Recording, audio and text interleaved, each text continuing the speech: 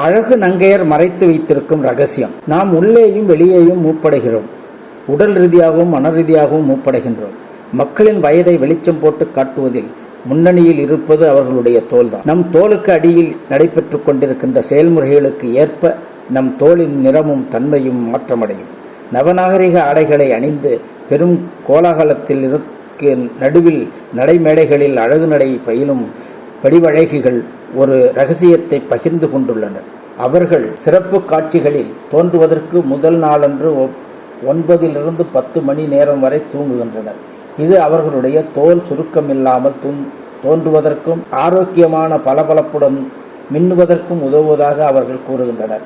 விரைவாக மூப்படைவதை தடுப்பதில் தூக்கம் ஒரு முக்கிய பங்கு வகிப்பதாக அறிவியல் கூறுகிறது. ஏனெனில் நாம் தூங்கும்போது மெலட்டோனின் எனும் ஹார்மோன் நம் உடலில் சுரக்கிறது. இந்த ஹார்மோன் நம் உடலில் இயற்கையாக சுரக்கும் ஒன்று. நரம்பு சமிக்கை கடத்தியான செரட்டோனின் என்ற வேதிப்பொருளிலிருந்து நாம் விழித்திருக்கும் மற்றும் தூங்கும் நேரத்திற்கு ஏற்ப பீனியல் சுரப்பி இதை சுரக்கின்றது. நம்முடைய விழிப்பு அல்லது தூக்கம் சுழற்சி வட்டத்தில் மெலட்டோனின் ஒரு முக்கிய பங்காற்றுகிறது. நம்முடைய உடலின் நோய் எதிர்ப்பு சக்தியை இது வலுப்படுத்துகிறது. இதிலுள்ள ஒரு அம்சம் புற்றுநோயிலிருந்து பாதுகாக்கின்றது. இன்சுலின் இயற்கையாக சுரப்பதை ஊக்குவிக்கிறது. முதுமையில் வருகின்ற அல்சைமர் எனும் மறதி நோய் வருவதை தாமதப்படுத்துகிறது.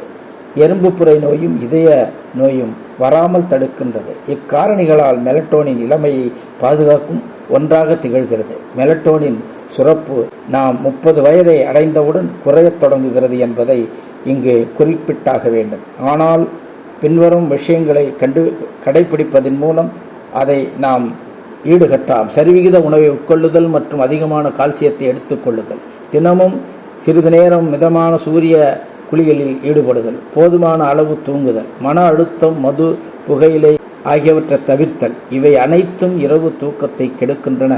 தூக்கம் கெடுவது மெலட்டோனின் சுரப்பு ஊறு விளைவிக்கின்றன. நன்றி நண்பர்களே. சப்ஸ்கிரைப் பண்ணுங்கள், லைக் பண்ணுங்கள், ஷேர் பண்ணுங்கள்.